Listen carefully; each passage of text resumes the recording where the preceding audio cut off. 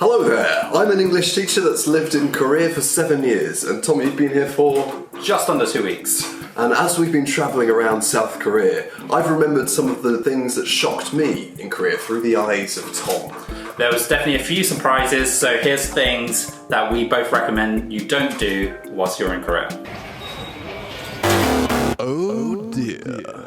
First thing to do is don't leave the airport without picking up a transportation card. You'll need it. Use the metro system in Seoul, but as well as that, you can use it outside of Seoul as well. So we went to Busan and you can use it there as well. And the good thing about the transportation card is that you can use it on buses, you can use it in taxis as well. It's really, really useful, and it's this one card that you can pretty much use for all your transportation needs. And one thing about buses is that you shouldn't forget to tap out, because otherwise you'll be charged for the entire journey.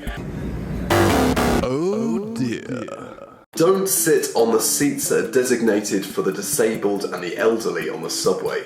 Usually you'll find that a lot of these seats are empty, but if you do sit on them, you'll get a lot of looks and perhaps a few coughs. Even if the subway is empty and there aren't any disabled or elderly people there, you shouldn't sit on them because they are designated for those people, despite them not being present.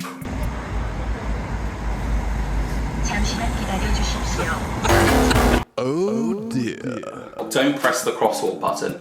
Now in the UK, you press the crosswalk button to literally indicate to the traffic light that you want to cross the road. So once you press it, you wait for a few moments and then it will turn to the red light and then you cross the road. However, in Korea, it does it automatically, you just kind of wait there. But there is a crosswalk button which is hugely deceptive because it's actually there for, I believe, the visually impaired. Here's a little tip, you can put it towards some chocolate milk or something. Oh dear. Don't tip in Korea. This is something I don't like about Western cultures, particularly America.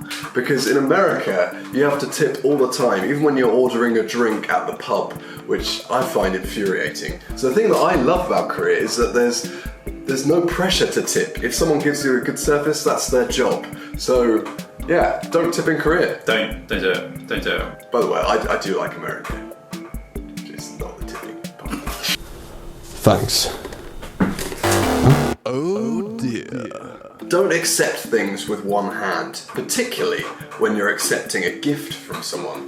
For example, if Tom were to give me this empty tub of Pringles, and I just took it like this, it would be like a slap in the face. Oh dear. Don't stick your chopsticks in your rice, because they look a bit like the incense sticks that are present at funerals. So if you don't want to remind Koreans of death whilst you're tucking into your dinner, then I suggest you don't do this. Isn't this similar elsewhere in Asia? Yeah, Vietnam you wouldn't do it. So if you were having a bowl of pho, obviously you wouldn't want to remind your mother, well, my mother, in this case of death, was having a very tasty meal, so don't do it. Yeah, if you're planning on having dinner with Tom's mother, don't do that. Don't do that. Yeah. My mum will not be impressed. You can do it with my mother, she won't care. The title not to do in Korea is sort of a tough one, really, because really, as a traveller, it's not going to be overly too strict. People are going to give you a lot of leeway. They'll understand that customs here are very different to the ones that you'll have at home. But I think it is important to be like, well, as long as you're trying, I think Koreans really appreciate that. And that will just help you in your interactions with Koreans on a day-to-day basis here in Korea.